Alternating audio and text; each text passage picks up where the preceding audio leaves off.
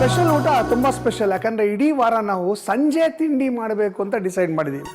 ಸಂಜೆ ತಿಂಡಿ ಯಾಕೆ ಅಂದರೆ ಭಾಳ ಜನ ನನಗೆ ಪತ್ರ ಬರೀತಾರೆ, ಸಾಯಂಕಾಲ ಗಂಡ ಮನೆಗೆ ಬಂದಾಗ, ಮಕ್ಕಳ ಮನೆಗೆ ಬಂದಾಗ ತಿಂಡಿಗಳು ಮಾಡಬೇಕು, ದಿನ ಬೇರೆ ಬೇರೆ ಮಾಡ್ತಾ ಇರಬೇಕು, ಒಂದಷ್ಟು ಸಂಜೆ ಹೊತ್ತು ಮಾಡುವಂಥ ತಿಂಡಿಗಳನ್ನೇ ದಯವಿಟ್ಟು ಹೇಳ್ಕೊಡಿ ಅಂತ ತುಂಬ ಜನ ನನಗೆ ಲೆಟ್ರ್ ಬರೆದಿದ್ದಾರೆ.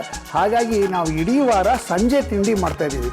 ಸೊ ಹಲವಾರು ತಿಂಡಿಗಳು ಸಂಜೆ ಹೊತ್ತು ಮಾಡಿದ್ರೆ ಯಾವುದು ಮಾಡಿದ್ರೆ ಚೆನ್ನಾಗಿರುತ್ತೆ ಅನ್ನೋದನ್ನು ನಾವು ಸ್ವಲ್ಪ ಡಿಸ್ಕಷನ್ ಮಾಡಿ ಒಂದು 4-5 ಜನನ ಕೇಳಿ ಅದರಿಂದ ಒಂದಷ್ಟು ತಲೆ ಓಡಿಸಿ ನಮ್ಮದೇ ಆದಂಥ ಒಂದಷ್ಟು ಅಡುಗೆಗಳನ್ನು ರೆಡಿ ಮಾಡಿದ್ದೀನಿ. ಸೊ ಈ ವಾರ ಪೂರ್ತಿ ಸಂಜೆ ತಿಂಡಿ.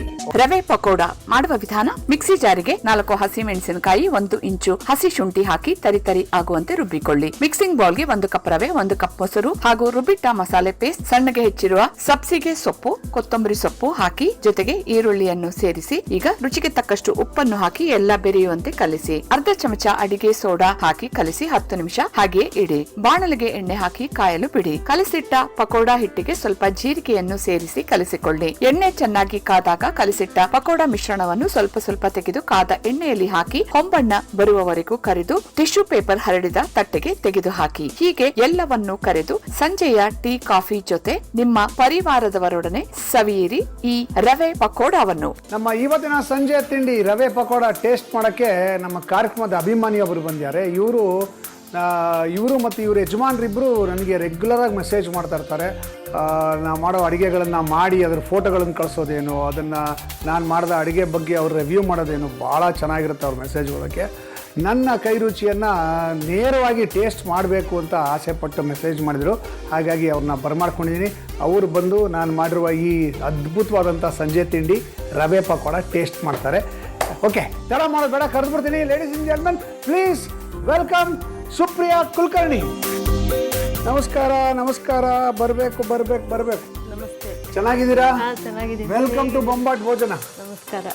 ತುಂಬ ಖುಷಿ ಆಗುತ್ತೆ ನಿಮ್ಮ ಜೊತೆ ಮಾತಾಡೋದು. ಯಾಕೆಂದರೆ ನೀವು ನಮ್ಮ ಕಾರ್ಯಕ್ರಮ ನೋಡಿ ಇಷ್ಟಪಟ್ಟು ನನಗೆ ಮೆಸೇಜ್ಗಳು ಮಾಡ್ತಾ ಇರ್ತೀರಾ, ಪ್ರಯೋಗ ಮಾಡಿ ಅದರ ಫೋಟೋಗಳೆಲ್ಲ ಹಾಕ್ತಾ ಇರ್ತೀರಾ.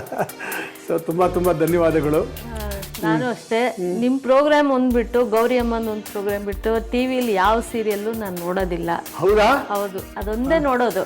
ಅದನ್ನ ಹಾಕ್ಲಿಲ್ಲ ಅಂದ್ರೆ ನಮ್ಮ ಯಜಮಾನ್ರ ಜೊತೆ ಜಗಳ ಆಡ್ತೀನಿ ನಾನು. ಯಾಕಂದ್ರೆ ಅವರು ಕ್ರಿಕೆಟ್ ನೋಡ್ತಾ ಕೂತಿರ್ತಾರೆ. ನಿಮ್ಮ ಪ್ರೋಗ್ರಾಮ್ ಟೈಮ್ ಬಂತು ಅಂದ್ರೆ ಅವ್ರು ಆಫ್ ಮಾಡಲಿಲ್ಲ ಅಂದ್ರೆ ನಾನು ನೋಡಕ್ಕೆ ಹೋಗಲ್ಲ, ಬೈತೀನಿ, ಜಗಳ ಆಡ್ತೀನಿ ಖಂಡಿತ. ಅದು ಯಾಕಂದ್ರೆ ಗೌರಿ ಅಮ್ಮನ ಟಿಪ್ಸ್ ಎಲ್ಲ ತುಂಬಾ ಚೆನ್ನಾಗಿರುತ್ತೆ, ಅದು ತುಂಬಾ ಅಳವಡಿಸ್ಕೊಂಡಿದೀವಿ. ಹೌದಾ? ಉಪಯೋಗ ಆಗಿದೆಯಾ? ತುಂಬಾ ಉಪಯೋಗ ಆಗಿದೆ. ಗೌರಿ ಅಮ್ಮಗೆ ಹೇಳ್ಬೇಕು, ಬಹಳ ಖುಷಿ ಆಗುತ್ತೆ. ಇವತ್ತು ರವೆ ಪಕೋಡ ಮಾಡಿದೀನಿ, ಟೇಸ್ಟ್ ಮಾಡ್ತೀರಾ? ನಾನು ನಿಮ್ಗೆ ಒಂದು ಅವಲಕ್ಕಿ ತಂದಿದ್ದೀನಿ.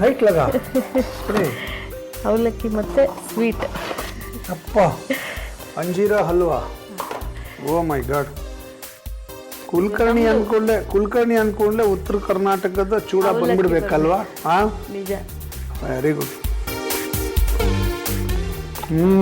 ಇದಕ್ಕೆ ಮಸಾಲೆ ಬೇರೆ ಇರುತ್ತೆ ನಮ್ದ್ರಲ್ಲಿ. ಹೌದು, ನೋಡಿ ತಿಂದು ನೋಡಿ, ಚೆನ್ನಾಗಿದ್ರೆ ಚೆನ್ನಾಗಿದೆ ಅಂತೇಳಿ, ಚೆನ್ನಾಗಿಲ್ಲದ್ರೆ ಚೆನ್ನಾಗಿಲ್ಲ ಅಂತೇಳಿ.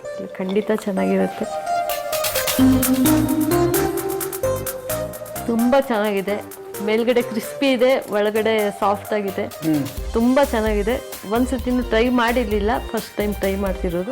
ಮನೆಗೆ ಹೋಗಿ ಖಂಡಿತ ಟ್ರೈ ಮಾಡ್ತೀನಿ. ಫ್ಯಾಂಟಾಸ್ಟಿಕ್. ನೋಡೋಣ ಹೆಂಗಿದೆ, ನಾನು ಟೇಸ್ಟ್ ನೋಡ್ತೀನಿ. ನೋಡೋಕ್ಕಂತೂ ಅದ್ಭುತವಾಗಿದೆ. ರವೆ ಎಲ್ಲ ಕಾಣಿಸುತ್ತೆ. ಹೊರಗಡೆ ಲೇಯರು ಭಾಳ ಕ್ರಿಸ್ಪಿಯಾಗಿದೆ.